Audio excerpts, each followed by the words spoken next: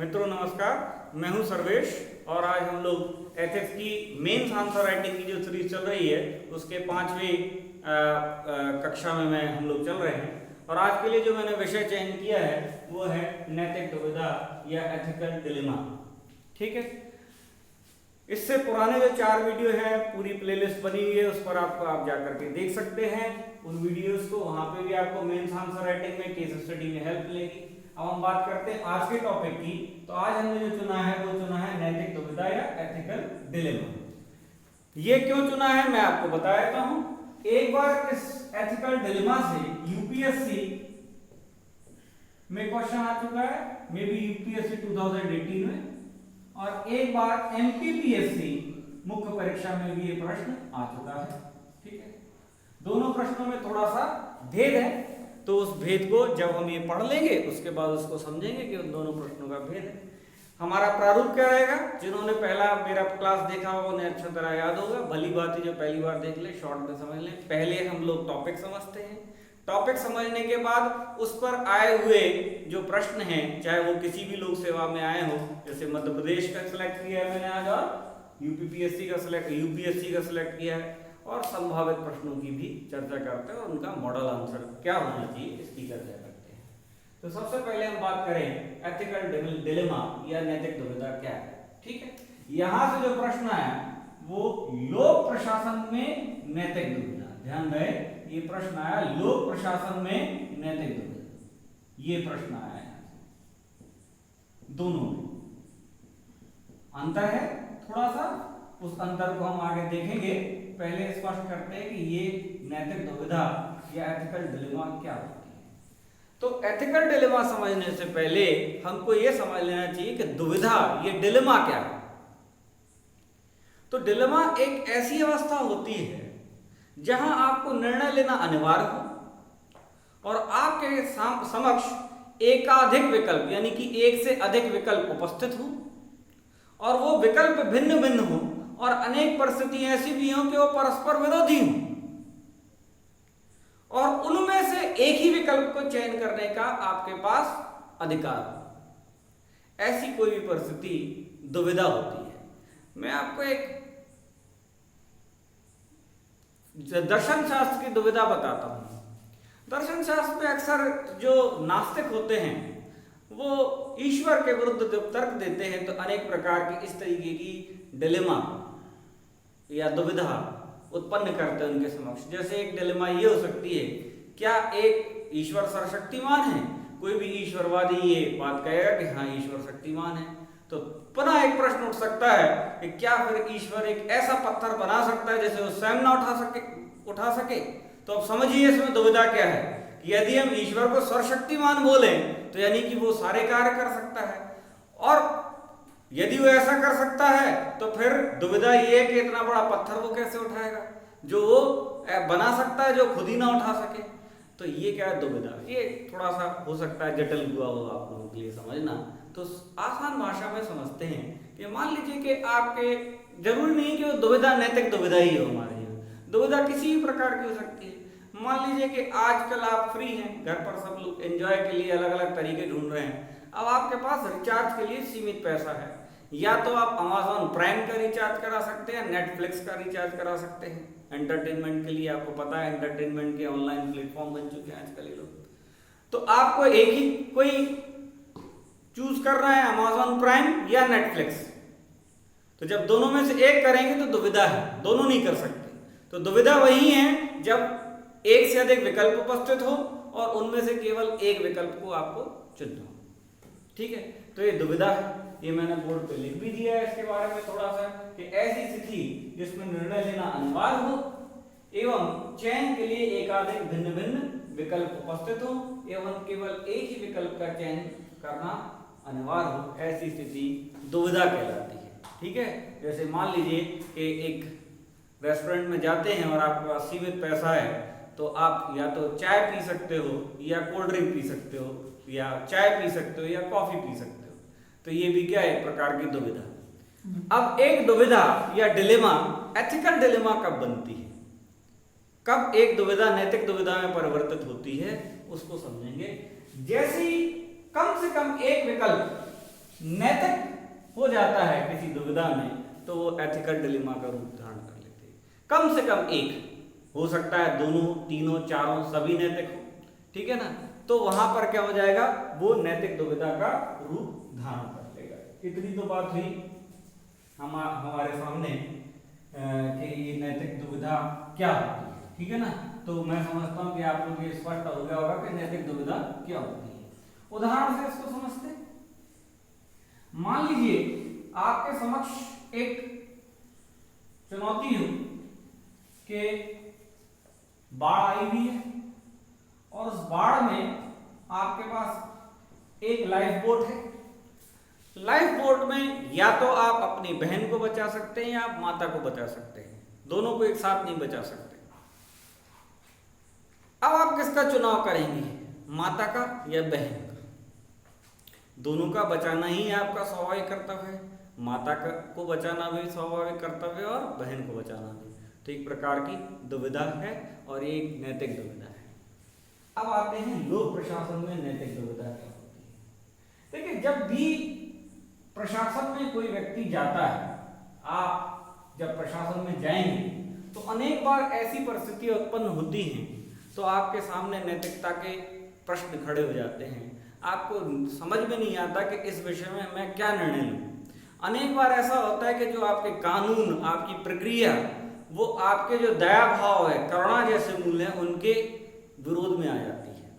इस पर अनेक बार केस स्टडी भी बनती हैं।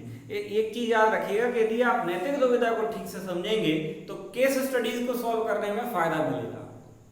जैसे केस स्टडी के बारे में मैं चर्चा करता हूं आपको, और ये पूछी जा चुकी है।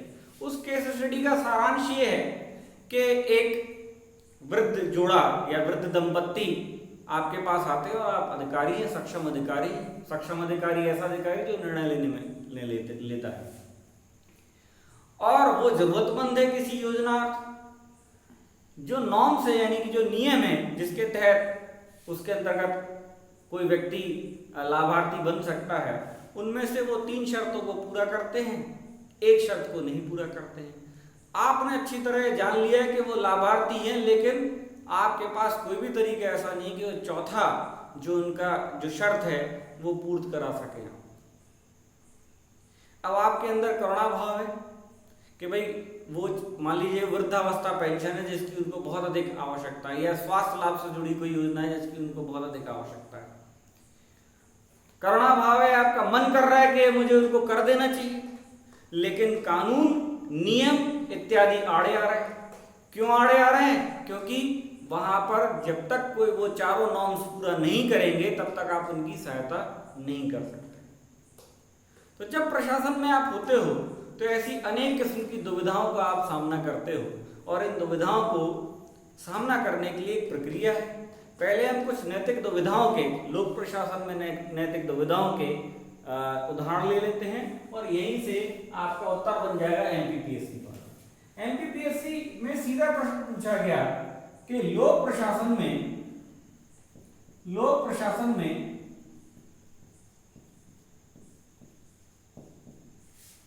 नैतिक दुविधा को समझाइए।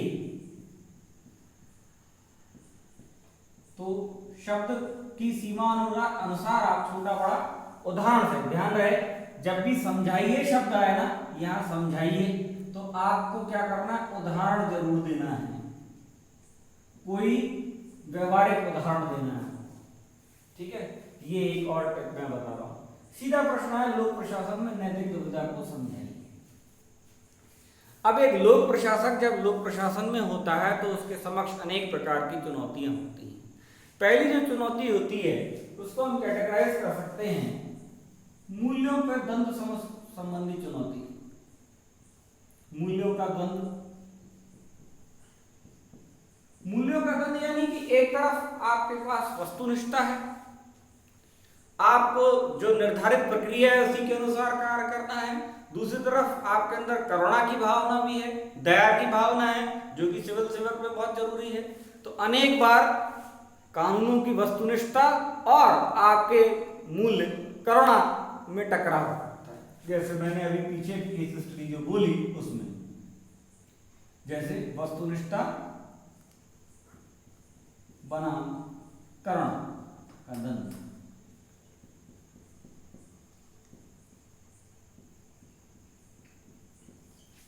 आगे देखते हैं, मूल्यों का द्वंद्व हो गया। समझ में आया होगा आपको कि एक मूल्य हो गया वस्तुनिष्ठता, बहुत इंपॉर्टेंट मूल्य, और दूसरा करुणा, लोक सेवकों के मूल्य में से आते हैं, और आप ही के अंदर ये दोनों मूल्य टकरा रहे हैं। और जब आप कभी सिविल सर्विस सेवक बनेंगे तो आपको ये समझ में आएगा। दूसरी स्थिति ये हो सकती है कि शासन आदेश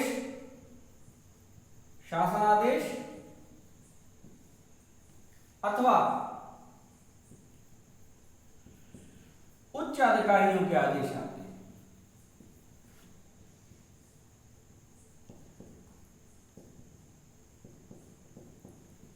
बनाम आपके मूल्य। समझिए इसको ऐसे कि ऊपर से कोई ऐसी योजना आई है जिसमें आपको लग रहा है कि इससे कई दिनहीन लोगों का नुकसान हो जाएगा, वो रोड पर आ जाएंगे, लेकिन ऊपर से आदेश आया हुआ है। अब उस आदेश को एक सिविल सर्वेंट होने के नाते आपको लागू करना अनिवार्य है। दूसरी तरफ आपको यह पता है कि इससे एक बड़े वर्ग को बहुत बड़ा नुकसान होने वाला है। मान लेते हैं, उदाहरण लेते हैं कि शासन ने किसी स्थान पर एक बड़ी बहुउद्देशीय परियोजना, जैसे हम सरदार सरोवर का उदाहरण लेते हैं, सरदार सरोवर का निर्माण के लिए जमीन अधिग्रहण की बात की है। लेकिन जब आप ग्राउंड रिपोर्ट करते हैं तो आपको समझ में आता है कि यदि यहाँ ये परियोजना लाई जाती है तो कई गांव उजड़ जाएंगे, उनके सामने पुनः अपना जीवन शुरू करने की चुनौती होगी। आपके मूल्य ये कह रहे हैं कि ऐसी कोई भी योजना ये जो गांववासी हैं उनके लिए प्राणघातक हो सकती है, जीवन मरण का प्रश्न हो सकती है। गांव में भी बहुत विरोध है, आपकी उन गांववासियों के साथ सहानुभूति है, और दूसरी ओर एक प्रशासक होने के नाते आपके ऊपर एक दबाव है कि उस योजना का ठीक क्रियान्वयन करें। तो अनेक बार ऐसा भी होता है कि शासन आदेश अथवा उच्चाधिकारियों के आदेश आपको मिलते हैं, उनको लागू करना है, और आपके मूल्य उनको विपरीत जाते हैं और उनमें से किसी एक को चुनना है। विकल्प स्थिति दुविधा तो तभी है जब उनमें से कोई एक को आपको चुनना है। ठीक है। तीसरा स्थिति यह हो सकती है कि सोचिए कि आप उच्च अधिकारी हैं और आपके महकमे में कोई एक व्यक्ति ऐसा है जो भ्रष्टाचार के मामले में पकड़ा जाता है। भ्रष्टाचार के मामले में पकड़ने के दौरान जब आप पूरा अध्ययन करते हैं तो आपको पता पड़ता है कि ये उसके लिए अति अनिवार्य था। समझ लीजिए कि ऐसा कुछ था कि उसको अपने बेटे का ऑपरेशन कराना था, बहुत जरूरी, और इसलिए उसने वो भ्रष्टाचार किया या गबन किया। अब आपके हृदय में फिर सहानुभूति है उस कर्मचारी को लेके। आप ये भी जानते हैं कि इससे पहले उसने कोई भ्रष्टाचार का कृत्य नहीं किया है, केवल मजबूरीवश उसने कृत्य किया है। दूसरी ओर भ्रष्टाचार के खिलाफ जीरो टॉलरेंस की बात हमारे प्रशासनिक सुधार आयोग की द्वितीय रिपोर्ट में लिखी हुई है। तो जीरो टॉलरेंस भ्रष्टाचार आपको भी उसके तहत उसको सजा की बात भी है, दंड भी मिलना चाहिए। अब आप फिर द्वंद्व में हैं कि क्या किया जाए, कि उसको छोड़ दिया जाए, उसकी फाइल को दबा दिया जाए, पूरा पैसा वापस लेके, या उसको सजा दी ही जाए। आपको पता है कि जो उसने काम किया शायद एक ऐसी परिस्थिति थी कि उसमें 50% लोग उसी को चयन करते। यह संभव है, हो सकता है। 3 बिंदु मैंने लिखा नहीं, लंबा हो जाता है। चौथा, अक्सर ये होता है कि आपके जो परिवार संबंधी कर्तव्य है,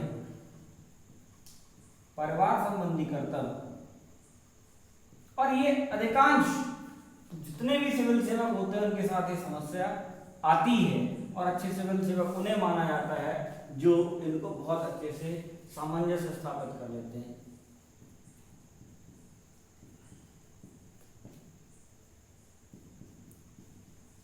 यानी परिवार संबंधी कर्तव्य और पद संबंधी कर्तव्यों में यदि किसी प्रकार का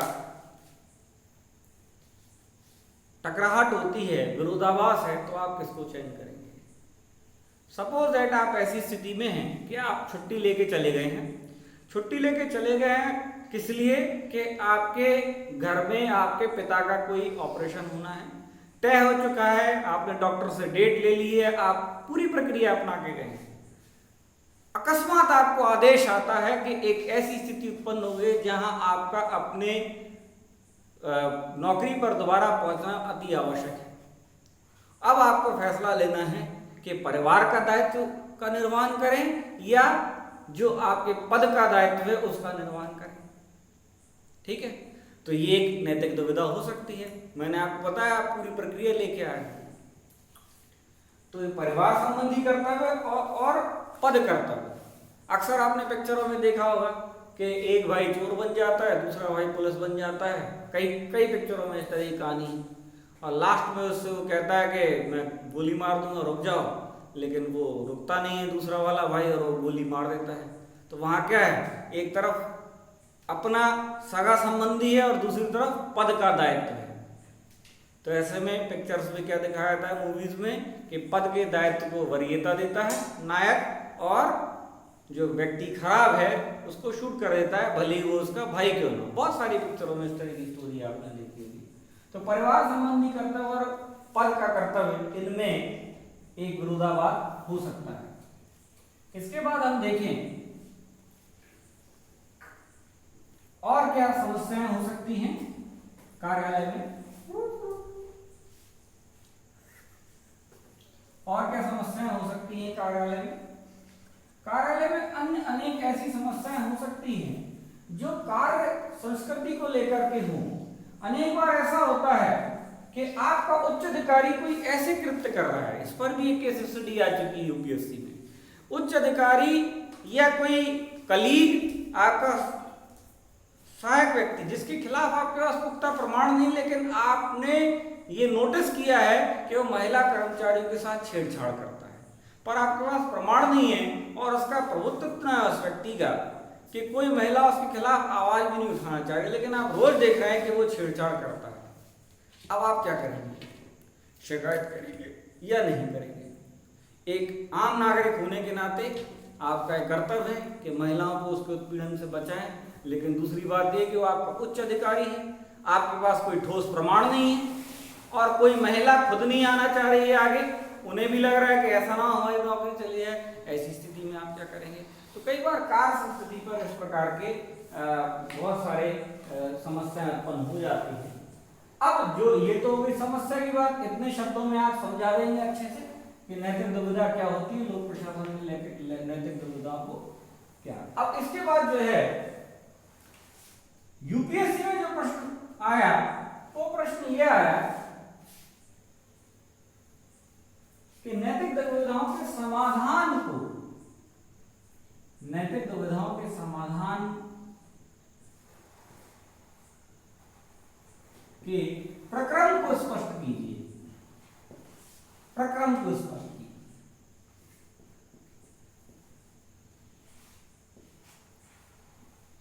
यहां आप एक छोटा सा पहले चार्ट बनाएंगे, क्योंकि पूरी बात तो आप इसमें नहीं लिख पाएंगे।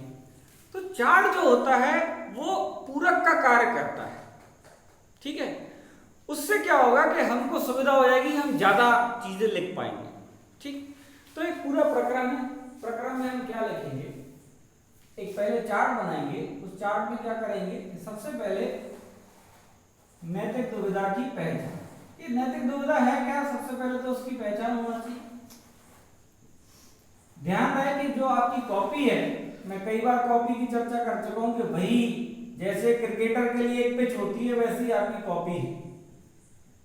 तो कॉपी आपका सब कुछ है, कॉपी सुंदर लगेगी तो आपको मार्क्स अच्छे मिलेंगे, कॉपी नहीं सुंदर बनेगी तो मार्क्स अच्छे नहीं लगेंगे। तो ये आपके नंबर्स को एकदम बढ़ा देता है। नैतिक दुविधा की पहचान के पश्चात दुविधा, मैं पूरा लिखिएगा, दुविधा के घटकों, घटक यानी उसके कंपोनेंट्स जो हैं, उसके पार्ट्स जो हैं, घटकों का विश्लेषण।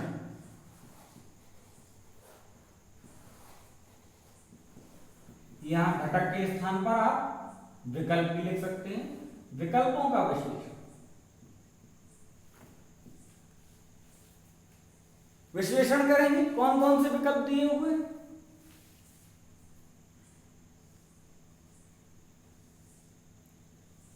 फिर अनुकूलतम विकल्प का चयन। अनुकूलतम जो विकल्प होगा, ध्यान रहे यहाँ कई बार होता है सर्वोत्तम विकल्प जैसी स्थिति नहीं होती, या अनुकूलतम जैसी स्थिति होती है। सर्वोत्तम माने जो सबसे अच्छा हो। अब नैतिक दुविधा में ये होता ही है कि कोई ना कोई चीज तो छूट ही रही होती है आपकी। तो आपको क्या करना होता है, जो सबसे ज्यादा अनुकूल विकल्प है उन परिस्थितियों में, उस विकल्प का आपको चयन करना है, राइट। तो अनुकूलतम विकल्प का चयन,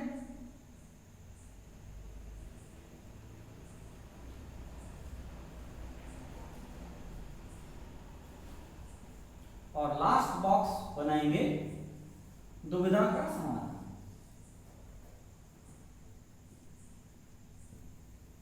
ठीक है, ये इसमें आप जो है फ्लो चार्ट के रूप में आप बना सकते हैं। पूरा एक बार में चारों डब्बे आ जाएं तो सबसे अच्छा। बोर्ड पे मैं बना रहा हूं तो मुझसे तो नहीं बना, लेकिन आप कर सकते हैं इसको छोटा छोटा लिखे तो। अब आ जाते ये, सबसे पहले आप ये चार्ट ही बनाएंगे अपने उत्तर में। ठीक है, अब जैसे मान लीजिए 125 शब्द हैं और ये प्रक्रम वाला ही प्रश्न पूछ लिया, तो आपके पास इतना समय नहीं कि आप पहले दुविधा समझाओ, फिर नैतिक दुविधा समझाने लगो, फिर उसका उदाहरण दो, फिर प्रक्रम पे आओ। तब तो आपके 50-60 शब्द इसी में चले गए और बचा क्या 75 शब्द, तब प्रक्रम में ही लिखने को बहुत हो जाएगा, है ना। तो वहां पर हम क्या करेंगे, सीमित शब्दों में अपनी बात कहेंगे। क्या, नैतिक दुविधा। देखिए मान लीजिए प्रक्रम में आ गया प्रश्न, आप स्पष्ट करेंगे लोक प्रशासन में नैतिक दुविधा से आशय ऐसी दुविधा से है जिसमें न्यूनतम एक विकल्प नैतिक हो। फिर से सुनिए, लोक प्रशासन में नैतिक दुविधा से आशय लोक प्रशासक के समक्ष उत्पन्न ऐसी दुविधा से जिसमें न्यूनतम एक विकल्प नैतिक हो।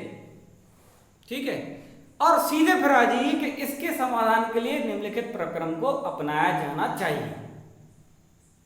ठीक है, अब उसके बाद बिंदुवार लिखते जाइए कि सर्वप्रथम संबंधित कोई कानून है, कानून का अवलोकन। मान लीजिए आपके महकमे में कोई भ्रष्टाचार का केस आता है, तो भ्रष्टाचार संबंधी जो कानून है उसको देखिए। ठीक है, अब एक ऐसी कंडीशन हो सकती है कि या तो कानून है ही नहीं और दूसरी, या कानून अपर्याप्त है। तो कानून ना हो या अपर्याप्त हो, दोनों स्थिति में क्या होगा, आपको दूसरा, तो जो नियम या कानून बने हुए हैं, नियम या कानून या अन्य विनियमन, उनका अवलोकन करेंगे कि उसमें इससे संबंधित क्या प्रावधान है। ठीक, मान लीजिए ये भी नहीं है या ये है, फिर भी आपको नहीं समझ में आ रहा है क्या, तो आपके पूर्व जो प्रशासनिक अधिकारी हैं उन्होंने यदि कभी इस समस्या का सामना किया है तो उन्होंने क्या निर्णय लिया था, तो यहां ले सकते हैं पूर्व या उच्च प्रशासनिक अधिकारियों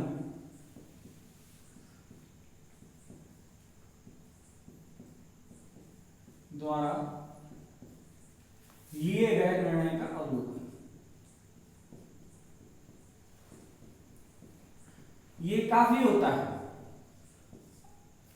पुलिस विभाग में तो काफी ज्यादा ये होता है कि एक बार यदि किसी व्यक्ति के खिलाफ ये मान्यता बन गई कि ये चोर है, तो कभी भी चोरी होगी तो उस व्यक्ति को जरूर बुला लिया जाएगा जो चोरी के केस में पहले पकड़ा गया।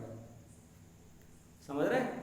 तो पूर्व अधिकारियों ने क्या निर्णय लिए, उन निर्णयों का भी अवलोकन आपको उस प्रक्रम में आएगा। ठीक है, अब मान लीजिए इससे भी आपकी बात नहीं बन रही है तो क्या हो सकता है, तो उच्च अधिकारियों से या उच्च आपके जो उच्च अधिकारी है उनसे सलाह मशवरा।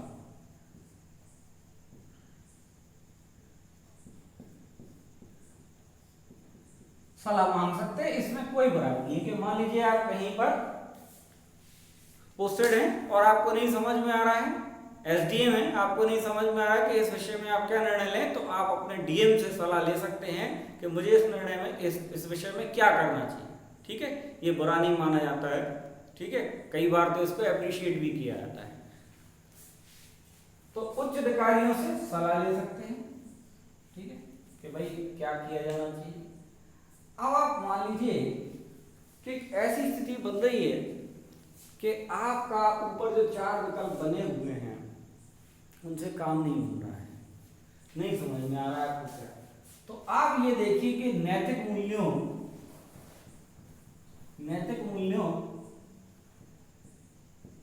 का बचाव, जो भी नैतिक मूल्य हैं, किस विकल्प में सर्वाधिक है। कौन सा ऐसा विकल्प है जिसमें नैतिक मूल्यों का बचाव सर्वाधिक हो रहा है। और आपके लोक प्रशासन के जो मूल्य हैं, जो एक सिविल सेवक के जो मूल्य होते हैं, सत्यनिष्ठा, ईमानदारी, वस्तुनिष्ठा, पारदर्शिता, इसके अलावा निष्पक्षता, उन विकल्पों का बचाव सबसे ज्यादा किस विकल्प में हो रहा है, उसका विचार करेंगे। और छठा इसमें हो सकता है कि आप अपनी अंतरात्मा की आवाज को सुनेंगे। जब कुछ भी नहीं समझ में आए तो अपनी अंतरात्मा की आवाज को सुनना चाहिए और अपनी अंतरात्मा की आवाज पर फैसला करना चाहिए। आप लोगों को मैं एक टास्क देता हूं कि अंतरात्मा, जो भी आप बुक पढ़ रहे हैं उसमें जाइए और अंतरात्मा के विषय में थोड़ा पढ़ लीजिए। सीधा प्रश्न आता है अंतरात्मा से, 50 शब्द लिखने में, अंतर करने में पूरा प्रश्न भी आता है। तो अंतरात्मा के विषय में पढ़ लें। अंतरात्मा ये प्रक्रम होना चाहिए कि सबसे पहले कानून का अवलोकन, नंबर 2 नियम या विनियम का अवलोकन, फिर पूर्व या उच्च प्रशासनिक अधिकारियों द्वारा जो निर्णय लिए गए हैं उनका अवलोकन, यदि ये भी इससे भी काम नहीं बन रहा है तो उच्च अधिकारियों की सलाह, नैतिक मूल्यों को बचाव जिस विकल्प में सर्वाधिक हो रहा है वो, और अंतरात्मा की आवाज। इस प्रक्रम को आप फॉलो करेंगे तो निश्चित तौर पर आपके जो नैतिक दुविधा है उसका समाधान हो जाएगा। ठीक है, तो आज के वीडियो में इतना ही। Thank you very much. Like करिए, शेयर करिए, कमेंट करिए यदि ये वीडियोस अच्छे लग रहे हो। धन्यवाद।